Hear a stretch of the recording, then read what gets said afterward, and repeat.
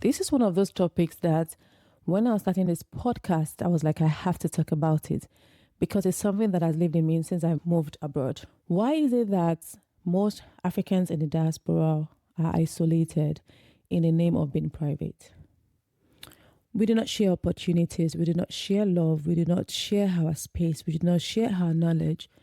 We're so enclosed and we think we're private. Why do we do that? And I say this with all respect because when you look at other culture, the reason why they are maybe expanding faster than we are is because they put themselves on. If you work in an organization and there's an opportunity to bring in two more people, and there's two people in the organization that has the opportunity, an African and an Asian, an African would look around and say, I really have nobody to tell. An Asian know 10, 20 to invite. And it's not that the African doesn't know who to invite. What they are thinking is, do I really want to invite somebody that I know into my space? And I do not understand that concept. Why are we always gatekeeping and isolating our knowledge, ourselves, in the name of, I like to keep it private. I don't want, and people would, they might. It's almost like we put ourselves down even, and then we're wondering why others put us down. You go to work at a place for the first time and there's an African there, and in your mind you're like, oh gosh, I don't feel alone. I'm sorry, the African most likely might be the person to make you feel alone, because immediately you step in, they have this wall to say, oh, just because you're an African doesn't mean that we're friends, sis. The point is, I know that maybe they've had encounters with, or they've known, or they've heard, because some people don't even have a personal encounter with anything negative than a fellow African. They've just been told. So it's a culture that you come into that they tell you, oh, be careful, be careful. African, well, they can spoil your work. Don't go and do brother and sister at work. Don't go and do. So then we have come to a culture where everybody does the fake bro and sis. Hey bro, hey sis, fake, the fakest bro and sis. Because those bros and sis is for, I have whole white party, my child is turning 10, or it's a jeans party, it's church program. All the things that, I'm sorry to say, doesn't necessarily help your life. Was so bro and sis in those instances. However, when it comes to you actually sticking on for somebody, pushing yourself out, inviting people and putting them on, we don't. I'll give you the simplest example, mortgage. You would ask an African who just got a house, oh, my God, your house is so beautiful. How's the mortgage? They would tell you everything about that house and mortgage plan, but nothing that you can use. So nothing on rates, nothing on deposit, nothing. It's like they're hiding. I don't know. It's like they're hiding. They would hide, like they're just hiding the main information, either because I don't want them to know that I have, or I don't want them to know that I didn't have enough to put or have too much to put. I don't know why that struggle comes from, but it would just tell you what you need to know. However, you ask another culture, oh my God, the house is actually, they will tell you, yes, oh, it was this rate, it was this company, it was this amount we had to put that we have spread over this last month. I think you should do this, I think you should do that. This is what I've learned. They put you on step by step.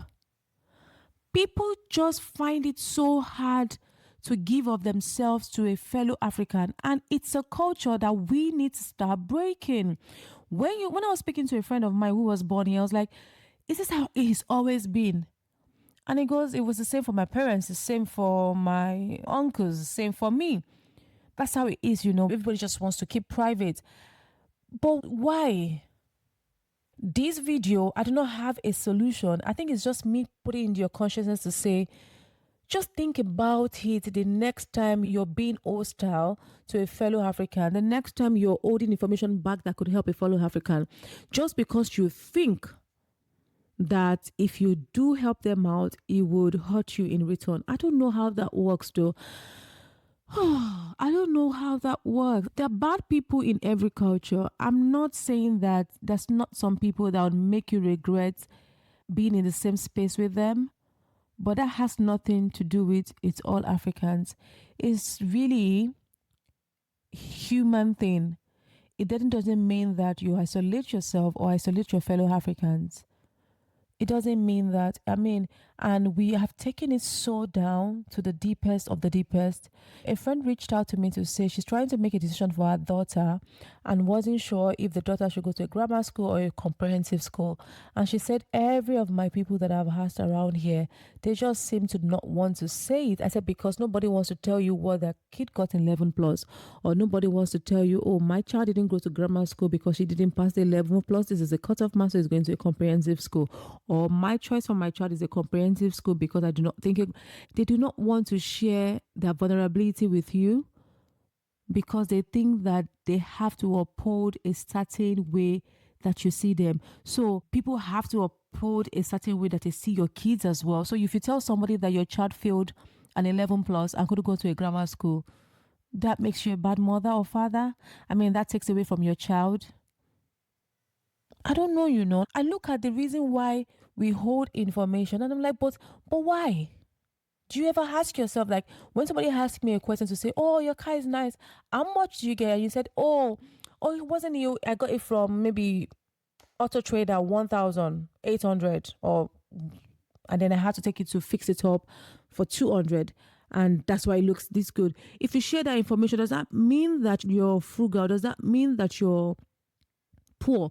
Or if you say, oh, no, I even didn't pay anything. If you share any information, guys, what does it take away from you? I think maybe that's what I'm trying to understand. I'm not judging you for the way you are. Maybe if you think about it and share, maybe we can understand why you're so closed up, and you will say, oh, they have their reasons. Otherwise, stop being closed up. Stop holding things to yourself. Put people on. I know a lot of other cultures that when they moved into the country, they lived with some people for a while and then they moved into getting their own mortgage or getting their own apartments and whatnot, right?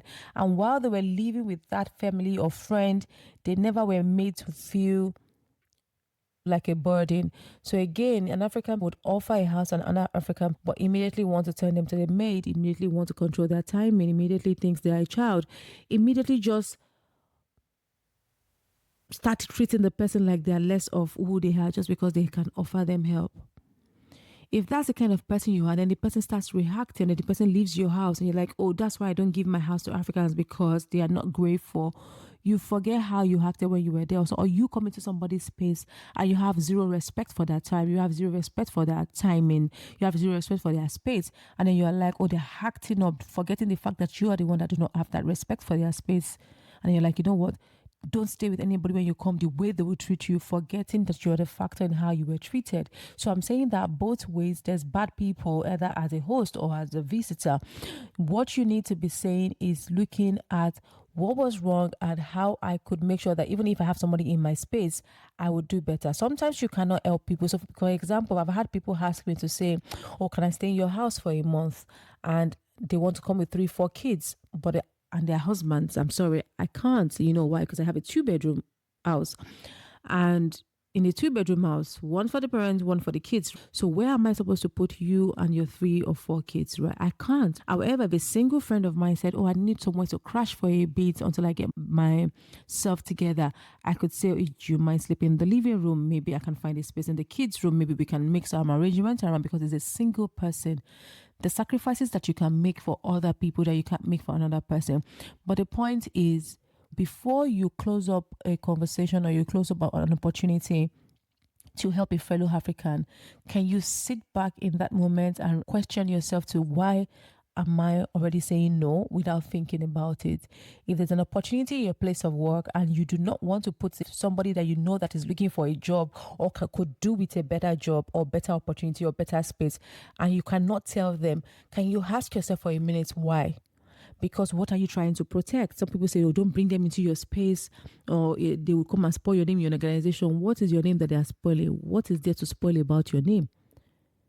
Do you understand? Like, you can put somebody on and be private. There's difference between gatekeeping and being private. So we all think we're being private, but actually what we're doing, it was isolating ourselves, we're gatekeeping, and in that way, we're staying longer in a spot than we are supposed to. if we genuinely like each other.